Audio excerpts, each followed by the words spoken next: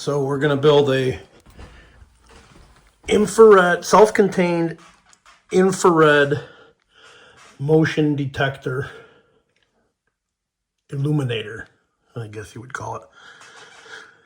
The purpose is to put on my coyote bait where it's an independent light from your gun on your light, or your light on your gun for running your night vision.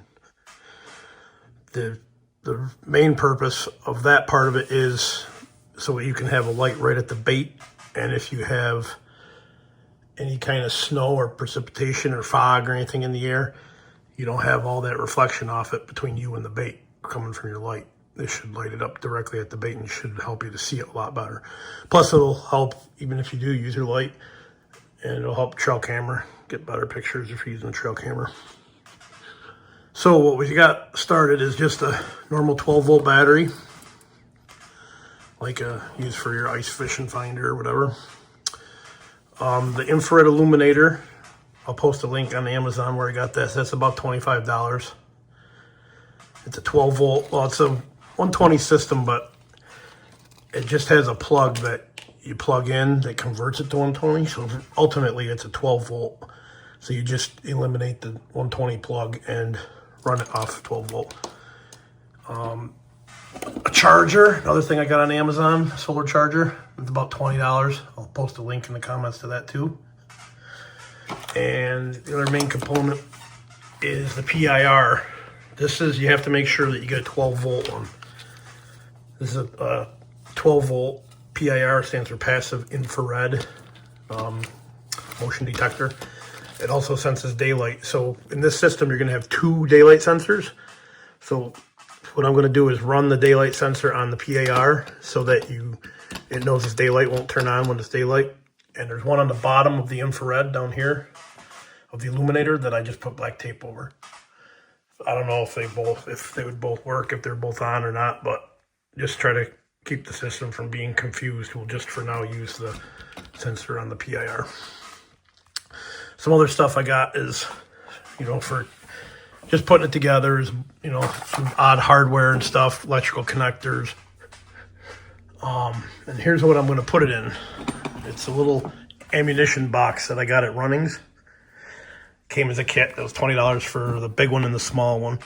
Wish I could just buy the small one, but it came together, so I got an extra big ammo kit. But everything should fit inside here for the battery anyways, and all the wires and connections. And then what I'm going to do is infrared will light backwards. Infrared, hopefully the battery's heavy enough to hold this all down too. I'm going to mount kind of right there, and the sensor will be underneath it and the solar panel will be above it. So I'll get a few steps together, and once I do, I'll show you each step. So I got the light mounted on the box first thing. I was a little worried about the light being heavy and pulling the box over, but with the battery in there, the battery's plenty heavy to hold that down. And I'll probably just strap it to a pole anyways, but I just drilled 2 holes. Every box is probably gonna be a little different, so you might have to come up with your own idea, but I just threw 2 bolts with some big washers on the outside and on the inside, and you can just tighten up the screws here to turn your angle which way you want it. Now I'll make a hole in the side for all the power to go in and out, and same thing with like I did with these. I'm going to silicone everything, keep as much moisture out as possible, but I'll go in through the side as many times as I can too, so that there's no standing water can leak in. On to the next step. I think I'll put the sensor on now, down below the light. So I got the sensor on. Pretty much just drill a hole, and it's got a little bolt or a little nut on the other side. So you can see inside here.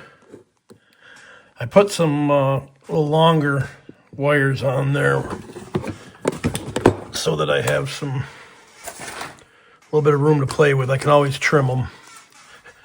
But I'm going to put little panels next on the side, one for the positive side and one for the negative side, so I can hook everything up directly to that.